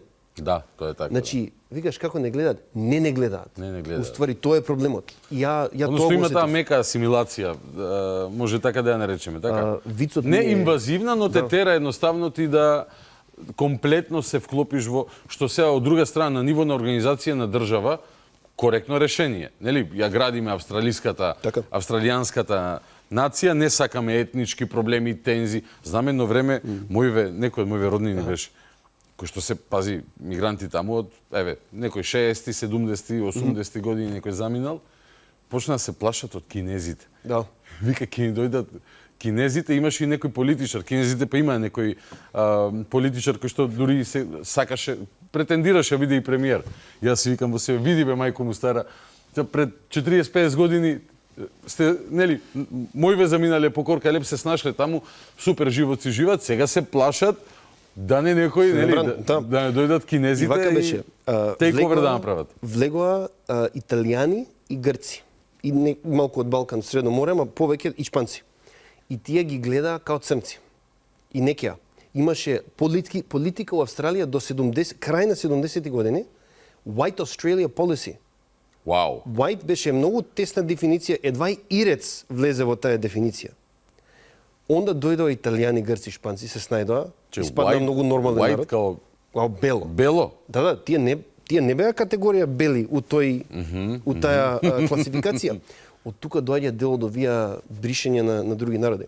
Значи тие луѓе дојдоа, видоа дека се нормални, онда тие беа контра виетнамци избеглици од Лао и Камбоџа. Онда тие беа против кинези. И кинезите беа против муслиманите, и сега не знам кој е последен бран, може да уште муслиманите контра некој. Пробував да не следам, пошто до тука веќе ме беше. И секој нов бран на луѓе, конечно е прифатен и се жали за следниот бран луѓе и многу отровно го гледам тоа искрено. Но добро, миграцијските движења се реалност since the beginning of time, така. Дури јас знам и за некои приказни, еве, да останеме околу македонците во Австралија, дека таму па некои толку се конзервирано функционираат, да, веројатно уште мислат дека во Македонија овде ралоплук, ниви, трактори, нели, садиме зеленчук, само го има тоа и многу ми смета пошто не биле и вака зборат. Ова е фрижидер, имаше на времето скечеви на К15 едно Ги знам. знаеш К15 сума за тоа не ми е дупко образование. Ова е рефрижераторо, така е. Но не и се. Ти си имаш бизнис во Австралија, 2000 Да. околу 2000, нели, која 12 година се запознав со Драган. Мој термин започнува да се доградува и така натака, функционирате. Кога се раѓа таа идеја дека подобро би ти било овде, бидејќи, нели, колкави ти се керките? Возраст? Мали, 4,2 годинки. 4,2, добро, моите се 5,3 тука разум. Но, еве, можам да се ставам во кожа сега, пример, дали јас би земал да размислувам да одам некаде. Тешка е одлуката кога децата се мали, веројатно ако се повозрастни, па уште потешка, но сега кој јазик ќе го учат, па како ќе ги запишеш во градинка или во школо и така натака. Објасни ми како изгледаше тоа, колку време ферментираше таа идеја дека ти овде би сакал да го поминеш, може би не целиот остаток од животот, ама но наредната фаза, кај што си во полна снага, работна, кај што, нели, бизнисот од ова ниво можеш таму да го донесиш и решаваш дека од Македонија тоа ќе оправиш. Одлично прашање и многу сакам да го одговорам. Значи, мислам дека за секој кој се вратил, има некој момент кај што викаш крај, ама тоа се градеше со годините, пошто и тука се подобруваат работи. Ја осеќав, стално идев ваму таму. Имаш комуникација ти, да. Секој идење натака, сматрав дека повеќе ми смета делот што се дешава таму. Цени до недоглед за имот, некои општи работи у животот полоши, сообраќајот, секој година нови луѓе доаѓаат, секој година полош сообраќај. Идење тука, некои ствари што беа несредени, чекор по чекор се средува. Онда почна тие лични моменти. Ја, татко ми го изгубивме од 2002 година, 22 година на крај. 2002. И тука, уствари, преземав формално као CEO на компанијата. И искуството што го имавме, не само негово, него целото искуство од здравствениот систем во Австралија, кај што има многу добри луѓе и лекари. Никогаш кога се жалам за нешто таму да не мислиш дека луѓето се до толку лоши, мислам дека има систематски проблеми родено со тек на годините. Значи, ова со месеци чекање. Идеме ургентно у една болница со жена ми, малку лична приказна, извини, и мислам дека 8 сати чекавме. И жена ми вика, доста беше од ова. 8 сати. Ништо. Во ургентен, во ER, така во. У ER, баш у ER. Тука нема здравство што ми требало, у државна болница, у приватна не е битно, а не сум го добил брзо. И мој термин е дел од тоа. Кога добро функционира системот, ресурси има. И тука не е уопште толку лошо. Ви се соочува мој термин со проблеми, например, немаме доволно радиолози, односно така кои што треба ги читаат. Да. Тоа е друг систематски проблем со кадар кој што државата треба го бајпасира. И затоа ако закажуваш нешто таму, пример за читање на резултати, ќе ти даде термин некој за месец и пол, два, не знам. Но ако си ургентен, така постои начин како системот да те дигне горе. Во Австралија скоро не постојат дежурни специјалисти. Значи, не дај Боже, идеш у сабота и ти треба ултразвук, освен ако тој ден ќе оперираат нешто ултра ургентно. Сериозно? Чекај си. Дете умре годинава у ургентен центар, у истиот кај што ја и жена ми бевме со чекање. Зошто? Не доби нега, чекаше предолго, тука на лице место им почина. Јас знам тука приказните неколку имале во тек на годините, ова е многу почесто таму што луѓе се свесни. Ама општиот систем ти треба нега, чекаш. И луѓе се снаоѓаат. И сега у приватниот сектор дополнуваат некои работи, све е со пари, све кошта астрономско многу. Имаат многу луѓе осигурување, ама системот има осет на пирамид ским. И се свесни луѓето на тоа, ама слабо иде политика да се реши. Ја тука сум презадоволен што сум искусил со многу години од здравствена нега, од стручност на луѓето, најдобрите лекари кои ја ги знам, а знам лекари у многу земји, пошто тоа не е индустријата, тука се у Македонија. Вау. И еве МЛД сега има 80 Македонско лекарско друштво, 80-та година како годишница на здруженијето. Да. А бе ти е мерак да бидеш со тие луѓе. Врвни луѓе. Овде можеби плочките ќе се стари или не знам, нели, објектите, зградите, да, пари никад доста во што да инвестираш попрво, но еве и одлично искуство, без никакви врски и протекции, во ургентен, повеќе од 20 минути не чекаш. Така. Нели, и кога е гужва сезон, нели, земаш дете, имало температура, преглед. И културата. Саш да ми кажеш дека нашите стереотипи за нас, што си ги имаме овде, автоимуни стереотипи, како да ги нарешам, каде што па истото, види, истиот модус операнди на мозокот ги роди и коментарите, делот јавноста коментираше после она средба вчера во владата кај што бевте вие. Како да не, сега ќе потрча диаспората да се враќа, во кој свет живеете вие, какви глупости тропате и така натака. Мајко му стара. Зошто некој не може да си дозволи, односно тебе да ти дозволи, тебе да ти е убаво од Австралија тука да се вратиш и да имаш право на тоа. Зошто? Because you have your reasons. Може би некој заминал, имам пријатели, заминале надвор, подобро име надвор.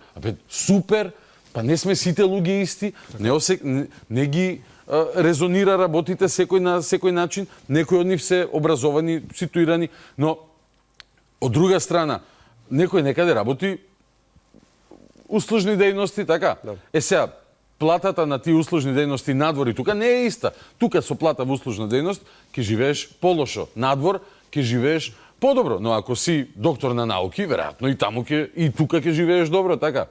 Морам да се доврзам на ова. Повели. И не е грешка што го кажуваш, ама кога ги отвараш нијансите, има многу луѓе таму со докторанти, буквално докторирани луѓе. Има луѓе со врвни професионални струки, едва и се снаоѓаат за некои животни прашања кои тука со таква диплома или со таков живот ќе се снајдат. Економијата таму со имот особено и со коли и такви работи е толку до таму стигнато да луѓе со сериозно платени позиции тешко постигнуваат нешто. Тука тој личен данок и општата помислова што го зборев, маркетиншки, персонален, некако, тука стручен човек, особено брачен пар или dual income, како да кажам, што имаат, макар и со децата, многу полесно се снаоѓаат. Друго, социјалниот систем тука ни остане нешто од времето, кај што и баба и дедо ќе се инволвирани во растењето на дете. Нели има еден израз село расте дете. Тука уште ќе си направиш село. Таму е многу тешко заради дистанците, заради возењето. Не дека луѓе не си прават. Све е само потешко. И кога ги собереш сите тие фактори, тука нашите не се ни блиску. Жена ми е од Охрид, таму и се родителите. Немаме ние тука, у Скопје, вака на дланка, баба и дедо. Не е битно. Ние се снаоѓаме со децава. Си имаат роднини, си имаат другарчиња и си имаат добра градинка. Ја таму, исто, градинка, има субвенционирани градинки државни и не се лоши. Ама, од што видовме таму градинки и тука, мислам дека тука може повеќе инвестиција, може би да се деси, ама, како да кажам, не цвета дружи таму. Таму имаш многу успешни приказни од луѓе кои отидоа кога уште имаше бран да се фати. 70-тите, 80-тите? Дури 90-ти, нели, кога ние отидовме. Твоите, да. Да, ама мислам дека од 2000-те натака све помалку сјајно. А тука зависи кој како ќе се снајде. Ама ова викаат луѓе, кој како се снаšao. Но тука има милион начини луѓе да се снајдат. Со странски фирми, со фабрики што отвараат. Плати само растат. Некако сматрам статистички у Македонија дека има многу начини човек да се изгради убав живот. Океј, ја своја фирма е. Разбирам дека не сум за плата тука. Економски и имам среќа дека тоа го трукаме долги години, сме имале успех, сме пораснале, многу сме вложени на тоа и има некој резултат. ама сакав некако да поврзам и со диаспорава, значи Македонија е место и покрај тоа што платите веќе, ако ги споредиш со странство, уопште не се толку пониски. Споредено, скалирано и со според стандардот. стандардот. Значи тоа што го викаат BDP и Purchasing Power Parity, ППП, не знам тука како викаме, твојот денар тука, според тука што ти се трошоци, вреди многу повеќе од евро во Германија што ти вреди, на пример у маркет. Ова се јавни и добро, како да кажам, сготвени податоци. Значи, мојабетот ми е тука. Ја гледам можност и кај гледам огромен потенцијал во Македонија, настрана ова што јас лично сум успел да го направам со луѓе како Драган, нашата екипа и одлични соработници. Македонија нема да извезува некои големи производства за цел свет. Добро. Колку и жито да може да расте у Македонија, колку ќе нараниш од светот? Веќе се 8 милиарди Село колку се во луѓе. Кина. Ама треба да имаме сваќање дека тука со кадарот што постои и ја стварно гледам работлив народ тука.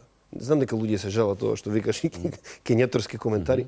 Тоа е, ја никад не сум имал тоа искуство, а не дека сум дошол само мејор. Ја многу сум видел од Македонија овие години.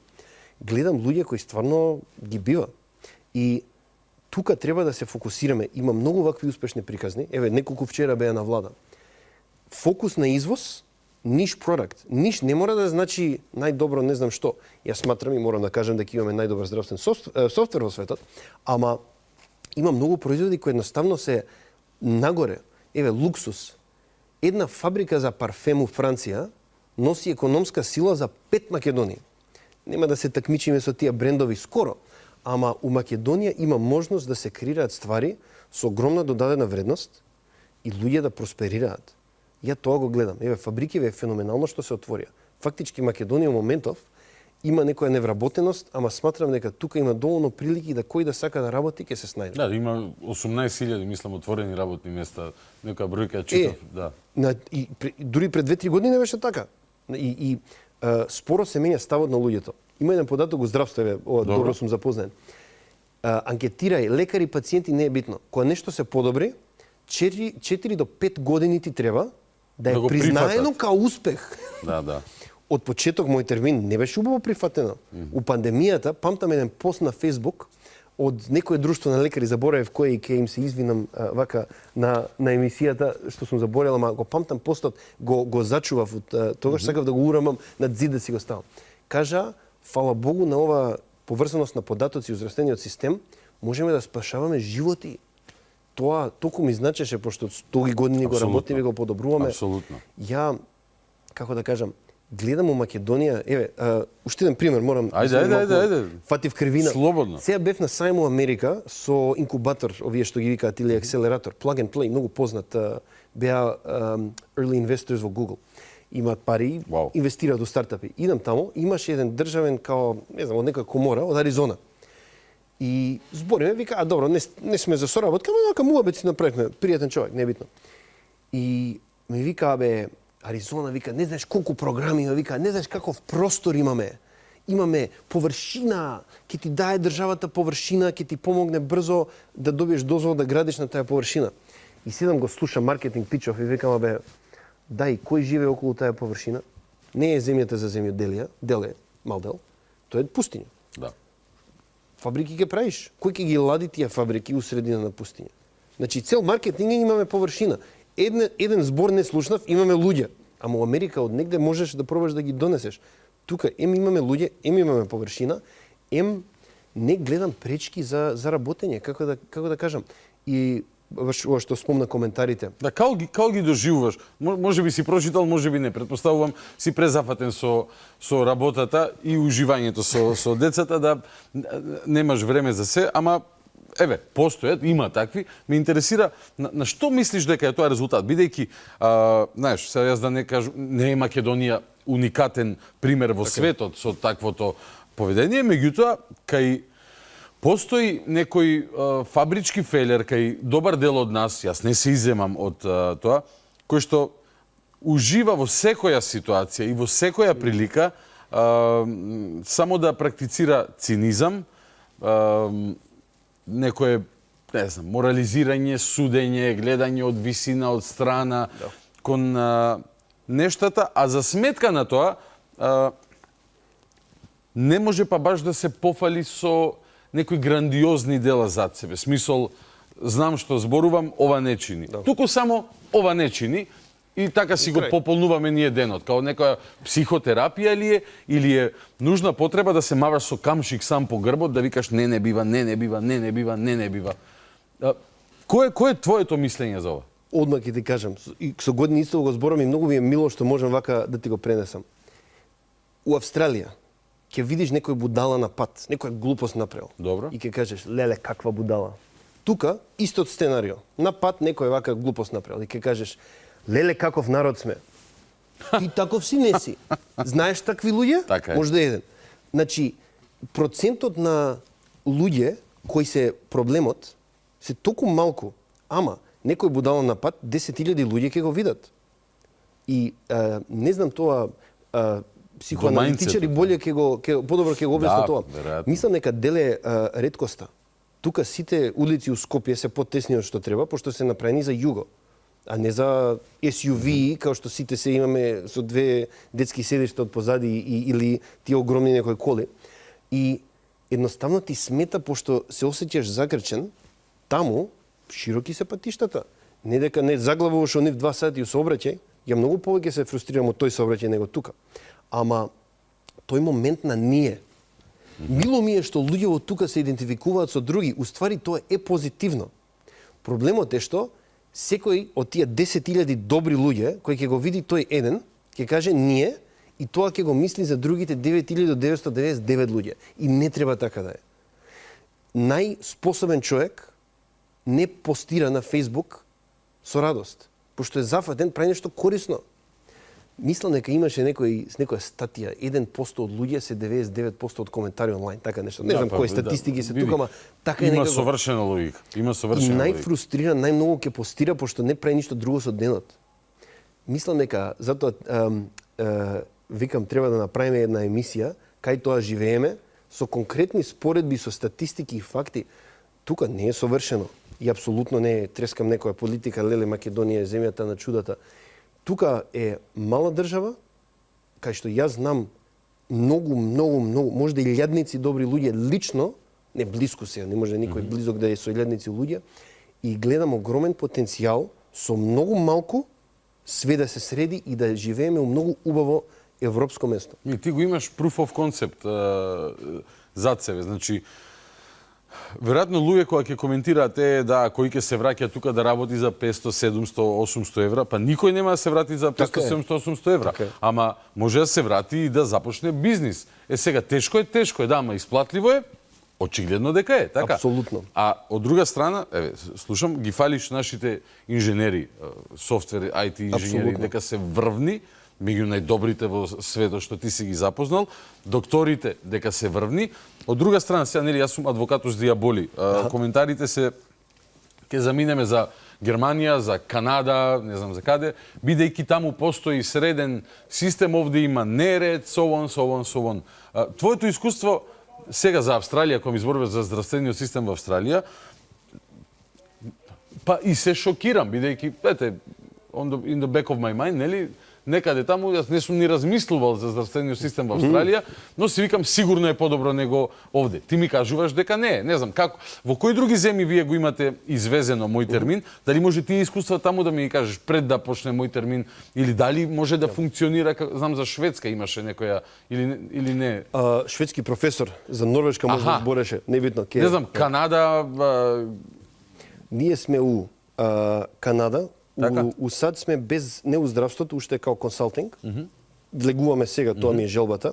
Австралија и Нов Зеланд, бизарно преку луѓе кои нас не најдоа, Јужна Африка и Намибија, таму имат и други проблеми, да се разбереме. Европа имаме, нормално, Македонија е мој термин. У Србија постои малку помал, не до толку пласирана верзија на системот, се вика Мој доктор или ИЗИС. И у Хрватска сега имаме муштерија, во Европа имаме многу соработници, каде имаме европски проекти. Ама ја генерално читам за здравствени системи секаде. И ова е мојабетот. Мислам дека фали многу реновација од тие системи. тука исто фали, ама у зградите повеќе од систематски и тука има проблеми. Пак не нигде совршено. Жива материја, се разбира. Значи у Норвешка луѓе чекаат 9 до 10 месеци за некои специјалисти. Норвешка е најбогата земја можеби во светот. У Норвешка. Пошто политиката и начинот на поставување на тие системи не е добра. Во Канада, значи континуирано има headlines, како да кажам, Наслови, да. кои се жалат за квалитетот на здравство, достапно квалитетно. Ако идеш на хирургија, ако стигнеш ти до право место, ќе се снајдеш или ќе те решат. Ама таа достапливост е проблем. Друго, еве, татко ми почина од рак. Отворено можам да зборам за тоа искуство. Низ 3-4 болници го прошета. Он имаше толку многу пати томографија повторно направена на него, пошто нема унифициран здравствен картон. Он беше кај наша муштерија, кај што ја лично имам пристап, не пошто е наша муштерија, како граѓанин, ние им го направивме системот, сличен како Моје здравје, апликацијата тука, да може пациент да си види резултатите. Ние идеме во болница со тоа, го гледаат, викаат, добро, ајде и тука ќе те снимеме. Значи да немаше рак, после 3 болници, израчење, томографија, многу зрачење. Ке фатеш. Значи, тој момент е, тој е дефект и ова што викаш, не си замислил за здравство, не ти дошло. Не сме доволно стари да ни треба многу здравство и децата се уште се мали да им треба нешто сериозно. Дај Боже да не им треба. Ама ако ти треба, сакаш да го добиеш денес. Нешто за што сум многу горд и го користам понекад во маркетингот, малку цинично се извинувам. Значи, у еден момент просечното време чекање за педијатриски онколог у Македонија падна испод еден ден. Во Австралија тоа може да го чекаш 2 до 3 месеци. И ќе се молиш ургентно, молим те. Јас сум седел соматичен со татко ми, пред ракот, тоа друго беше. Човекот му падна жал колку е оболка татко ми и почна да јавува по негови лични познаници. Значи, да фати врски, ама не беше некој врски, брат ми е, пациент му е, и сепак некој ни најде, вика, добро, ќе ти најдам поургентен термин за 1 месец место 2. Вау. Супер. Канада, седам со муштеријата, немаше човек кој не се жали на време на чекање, сите у здравство нормално, и лекари, и администратори, сите викаат, фала Богу што сме у секторов, за све што ми треба, знам човек, можам побрзо да влезам. У Канада. Во Канада. Кај се брка врски, сега, ниеден од нив не беше балканец, само и тоа да го кажам. Значи, добра ама кога идат луѓе од тука, идат млади, со желба да се снајдат и полни со енергија, не им треба таа нега. Тоа е муабетот. Ти стереотипот што се развива исто така од другата страна, колку е добро на некое место, млад професионалец со добра диплома, сите се жалат за образованието, идат со диплома у стручна позиција негде. Да. И уствари не се жалат сите. Некои ќе се жалат општо, пошто некако ни е навика за жал, треба да направиме национален спорт, као македонска олимпијада на жалење. Да се изжалиме сите едно-две недели годината и да се вратиме на живот. Бидејќи види хејтот и таквите коментари може да се резултат на некаков комплекс или пример страв да се влезе во некој ризик. Или живееш во некој комодитет, комфорт зона, не дека заминување надвор не е ризик. Јас им честитам на храброста и на луѓето кои што решиле дека слободен свет е, тука ми е убаво, не ми е убаво, не ми е убаво, ми требаат повеќе пари, одам надвор. Има луѓе овдека, не знам дали си ги слушнал тие муабети, но пример викаат добро заработувам, ама не сакам да живеам во ваков систем и одам надвор. Ова што ти ми го кажува сега е дека ќе се изненадат непријатно од некои аспекти на живеењето, кога ќе одат надвор и ќе видат надвор. Но можеби после ќе се too proud to come back. Имам околу тоа и затоа му кажав и го кажав, извини, на настанот претходниот што беше за диаспора, викам, мора да го смениме зборов повратници. Јас знам што се повратници. На дискотека у Сиднеј у 3,5 сат са бајле, еве ги повраќаат, тие се повратници. Ако кај тој збор, знам дека е коректно граматички, ама и зборевме вака сите второ дојденци, тазе дојденци, викам добро дојденци. Добро дојденци. Браво. Никому не треба да замеруваме ова што викаш и тие што отишле, баш така. Значи, еве, идеме назад и 5-10 години. Знам многу луѓе кои отидоа тоа време со врвни дипломи, кои се снашле професионално. Еве, и како да кажам, не се потребни овој пазар со таа струка. Тоа е окей. Наше, као бизнис заедница и средина, у која јас се гледам дел, да развиеме доволно економија, да се потребни да ги враќаме. Од друга страна, значи, и ова морам да го спомнам, Македонија е место кај што со малку пари, особено, еве, диаспораши, Добро. Не кажам добро дојден си, не се сите Добро вратени се дојден. уште. Значи, тука return on investment, извини за преводот, не знам, Повраток на повраток на инвестиција, инвестиција. Берзата, има многу луѓе кои гледаат на берзата со смеење. Значи, на берза има фирми као Алкалоид. Алкалоид станува глобално име у сфера кој не као нас у технологија нешто јако може да се пробие до некаде, мада и ние со тежина се пробиваме, евентуално успеме. Алкалоид е у crowded market, како да кажам, многу фирми има тој пазар, значи растураат. Реплек е топ компанија, овие се на берза. Има и други фирми на берза.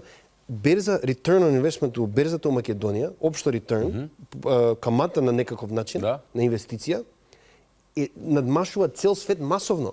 И не е достапно за странски инвеститори до толку. Почнуваат да доаѓаат. Не знаеш колку луѓе во Австралија, другари мои, ми рекле, леле, Далибор, дај некаков начин, отвори фонд за инвестиција во Македонија, ќе најдеме начин пари да ставиме. Тие да ставаат пари, а ти тука преку фондот да има инвестираш во време, окей, ама компании. мојот бизнис го терам. Има луѓе тука што тоа го прават. Мислам дека тука допрво ќе има огромен успех. Плюс, Македонија, ова е најинтересното. Кај правиш пари со инвестиции? Не правиш пари од инвестиција, што си нашол нешто вредно и го држиш. Тоа малку иде. Идеш кај што нешто има вредно, кој никој не го препознава, или кој уште не е вредно, ама со многу малку станува вредно. Buy low and sell high, што викаат. Македонија е уште назад економски. Односно, и има тука плодна почва. Плодна почва. Ја тоа го гледам. Значи, ти си сосема различен од луѓето кои што гледаат безнадежно кон Македонија, дека не бива, дека нема да биде од ова ништо, дека не може да биде, никогаш нема да ги стасаме развиените земји и политичкиот одговор е мора да влеземе во ЕУ за да ни дадат од нивните фондови и ви ако што разбирам разговарајќи со тебе дека ако менталитетот не се трудиме да го промениме, навистина нема да не биде, нели?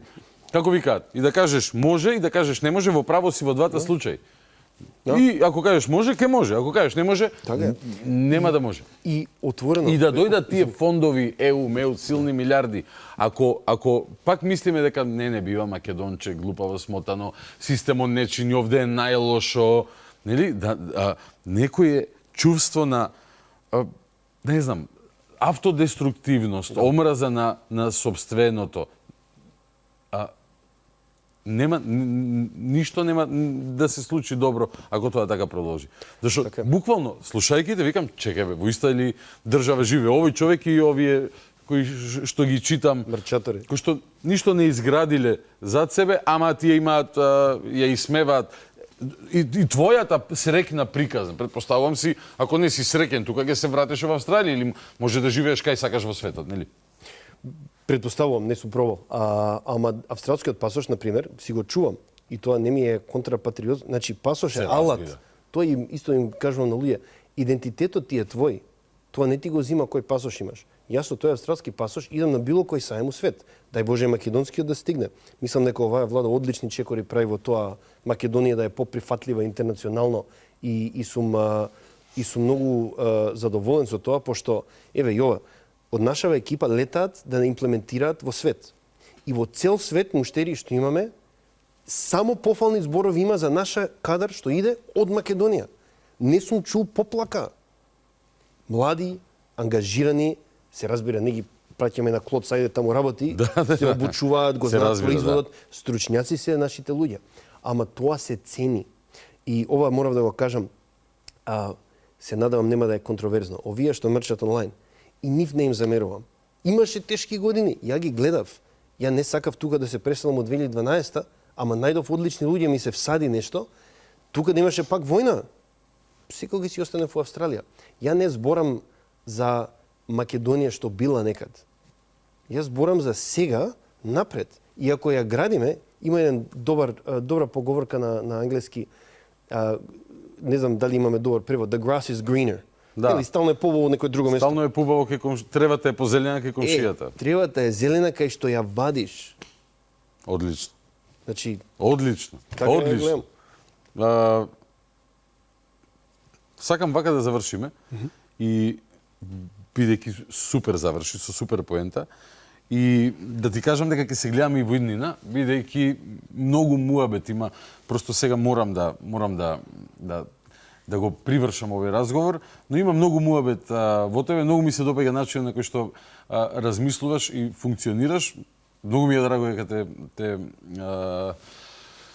запознав, дека ти имаме тука во Македонија и посакувам онака крилата да ги расшириш колку што е возможно повеќе и да уживаш во животот тука кој што си го одбрал, да го живееш тука, а не во земјата во која што си израснал во Австралија.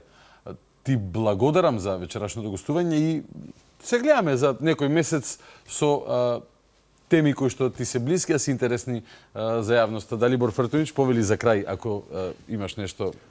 Само имам да кажам благодарност за поканата. Многу ми е мило што вака разговаравме. Се надевам дека гласовите за што е можно тука ќе станат посилни него гласовите што не чини. И тоа што не чини да луѓе се свесни дека као луѓе, као народ имаме моќ да ги решиме. Најважната лекција што секој од нас треба да ја научи. Далибор, благодарам. Се гледаме следна прилика. Ви благодарам и вас што останавте со нас до самиот крај на овој многу интересен разговор со овој многу интересен редок гостин за оние кои што подосна се вклучија. Разговарав со Далибор Фртунич, човек кој што после долги години живот во Австралија, откако претходно таму се преселил на неговија 4 годишна возраст заедно со неговите родители, реши да се врати во Македонија. Тој е дел од луѓето кои што го унапредуваат системот Мој термин и не само тоа, не само низ Македонија, го продаваат и низ целиот свет. И имавте прилика да слушнете како тој па гледа на Македонија, на животот тука и на можностите тука. До следната средба утре по 22:30 стандардна процедура. Гледајте, слушајте, размислувајте, анализирајте и излекувајте собствени заклучоци, а не ги излекувајте врз база на зајадливите коментари на социјалните медиуми, бидејќи често пати таму ќе сретнете луѓе кои што ништо не прават во текот на денот, освен што си пишуваат таму. Може времето многу попродуктивно да го искористите. Утре по 22:30 имате нова прилика за тоа. Добра ноќ, Македонијо, главата горе.